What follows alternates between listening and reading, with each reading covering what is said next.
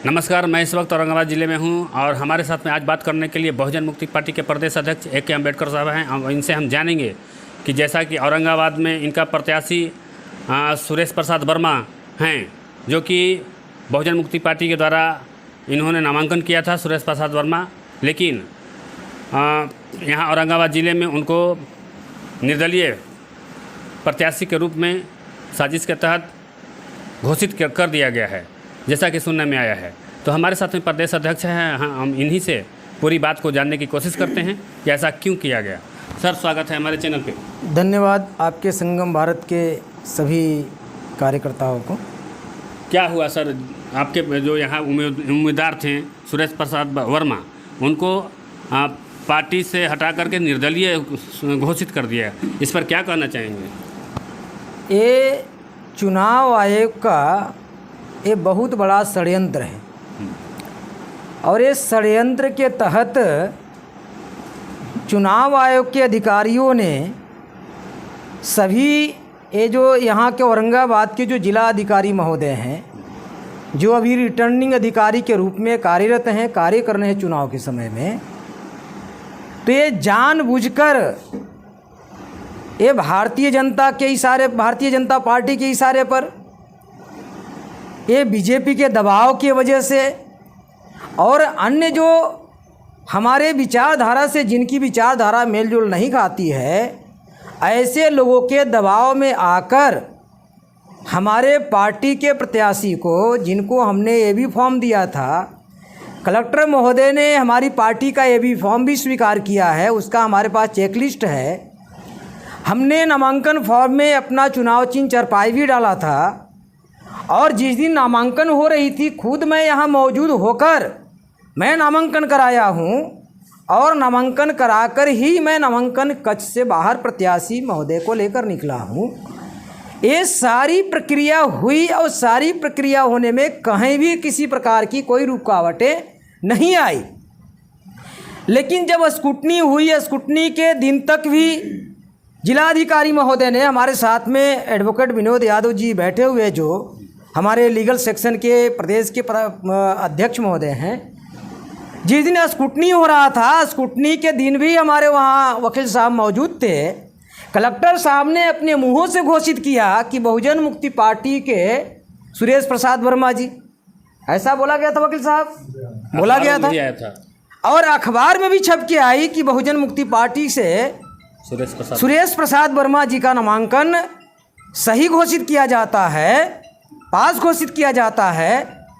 और ये symbol allowed होने के दिन अगर ऐसा किया गया तो यह जानबूझकर बिहार में भारतीय जनता पार्टी के लोग और जिनके साथ में, जिनके गोद में नीतीश कुमार जी बैठे हुए हैं, ये सब आपस में बैठकर खेल खेल रहे हैं और खेल खेलने के बाद हमारे प्रत्याशी को, सुरेश प्रसाद वर्मा जी को निर्दलीय घोषित किया है। अब अगर वो निर्दलीय घोषित कर दिया तो हम अब एक लड़ाई नहीं लड़ रहे हैं, अब हमारी बहुजन मुक्ति पार्टी की दो लड़ाई है। चुनाव भी एक जंग है, चुनाव भी एक लड़ाई है। तो हम चुनाव के मैदान में तो जंग लड़ ही रहे हैं, चुनाव हम लड़ ही रहे हैं, साथ ही साथ में बहुजन मुक्ति पार्टी को चुनाव अधिकारियों के साथ में भी लड़ाई लड़ना पड़ रहा है। तो हम चुनाव भी लड़ रहे हैं और साथ ही साथ चुनाव आयोग से भी हम लड़ रहे हैं। तो ये दोनों लड़ाई हमारी जारी है और दोनों लड़ाई से हम किसी भी सूरत और किसी भी कीमत में हम पीछे हटने वाले नहीं हैं। जितना ताकत और शक्ति के साथ में हम पहले नहीं लगाने वाले थे, बल्कि उससे 10 गुना ज़्यादा ताकत और शक्ति अभी हम लगाएंगे और लगाकर पूरे उम्मीदवार को सभी जगहों पर हम अपने जनता के बीच में, जो जनता की मांग है कि बहुजन मुक्ति पार्टी एक एकमात्र ऐसी पार्टी है जो मूल निवासी बहुजनों को इस देश में शासक हुक्मरान बना सकती है, ये जनता की मांग है। हम जन जन तक बहुजन मुक्ति पार्टी को लेकर जाएंगे। और इस मौके पर मैं आपको बता देना चाहता हूँ पत्रकार महोदय, अब हमारी लड़ाई दो लोगों से चल रही है, तो चुनाव आयोग से भी लड़ रहे हैं और चुनाव भी लड़ रहे हैं। अब ऐसी परिस्थिति में अगर निर्दलीय घोषित किया है तो अब हम लोगों ने क्या निर्णय लिया, चुनाव आयोग अपना काम करे और हमारी पार्टी जो है अपना काम करेगी। तो सुरेश प्रसाद वर्मा जी हमारे पार्टी के बहुजन मुक्ति पार्टी के पुरस्कृत उम्मीदवार होंगे और बहुजन मुक्ति पार्टी के द्वारा समर्थित उम्मीदवार माननीय सुरेश प्रसाद वर्मा जी, जिनका चुनाव चिन्ह